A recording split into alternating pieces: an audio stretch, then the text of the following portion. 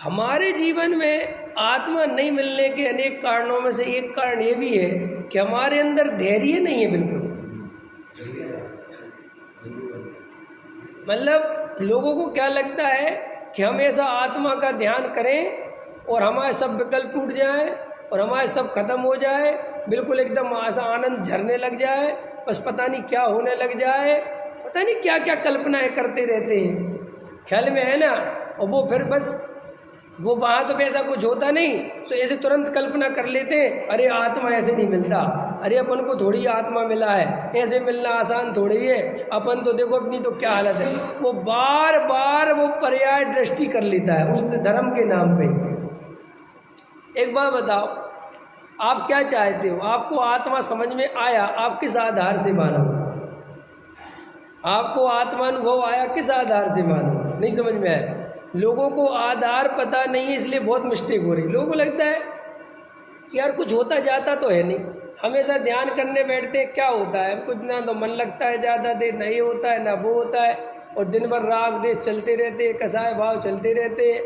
भाई अभी कसाय भाव एकदम से नहीं मिट जाएंगे, अभी राग देश एकदम से नहीं मिट जाएंगे, और कोई अभी आत्मा में ऐसा सुख नहीं मिल जाएगा तुम्हें कि तुम खाना पीना भूल जाओ, तुम्हें रोटी खाने का मन नहीं करे, तुम विकल्प व्यापार का विकल्प टूट जाए, ऐसा भी नहीं होगा।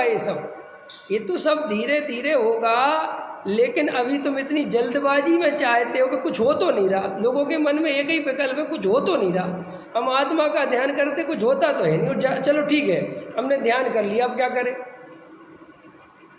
हमने अपने को आत्मा मान लिया, अब क्या हो रहा है? लोगों को लगता है कि नहीं लगता? ठीक है हमने राग से भी भिन्न मान लिया, अब क्या करें? क्या करें? नहीं समझ में आया कि तूने ये शब्दों में माना है और क्षयोपशम ज्ञान में माना है। अंदर अगर तूने वास्तव में भिन्न देख लिया होता तो क्या करे, ऐसा प्रश्न ही खड़ा नहीं होता। फिर क्या होता कि जो हो रहा होता वो स्वीकार होता और अपनापन अपनी आत्मा में होता। आपको क्षयोपशम ज्ञान से लगता है कि हमारा अपनापन आत्मा में हो गया है, बार बार स्वाध्याय सुनने से, बार बार तत्व सुनने से, बार बार विचार करने से ऐसा लगता है जीव को कि हमारा आत्मा में तो अपनापन हो गया, हम तो अपने को आत्मा मानते। लेकिन कैसी आत्मा मानते हो अपने को?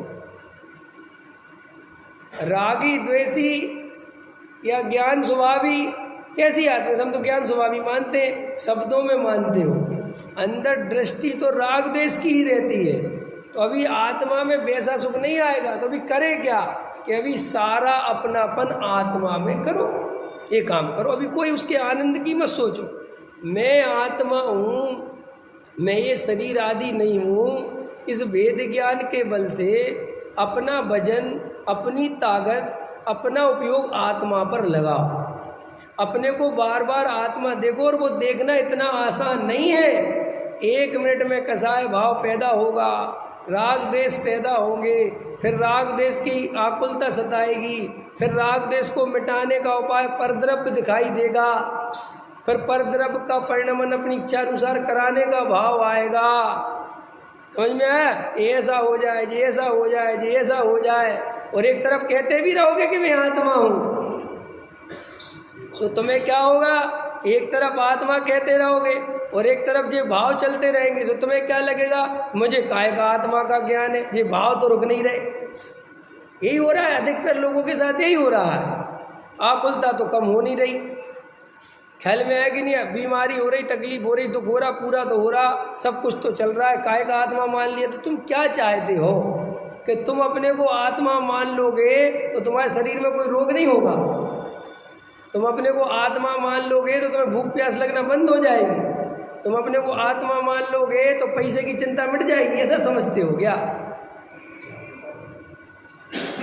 अब जैसे मान के चलो मुझे व्यापार के ज़्यादा विकल्प हो रहे हैं, मेरा व्यापार नहीं चल रहा उदाहरण के लिए, तो मैं सोच रहा हूँ यार काय की आत्मा की श्रद्धा है। नहीं समझ में आया? मैं क्या सोच रहा हूँ? काय की आत्मा की श्रद्धा। इतना स्वाध्याय सुनते हैं और व्यापार के तो विकल्प चलते रहते हैं, और जरा सा व्याकार यहाँ गलती हो रही है। तुम आत्मा का स्वरूप नहीं समझे, विकल्प चल रहे हैं व्यापार के, इससे आत्मा नहीं छूटता, इससे सम्यक दर्शन नहीं छूटता। सम्यक दर्शन छूटता है जब उन विकल्पों को अपना स्वरूप मानते हो।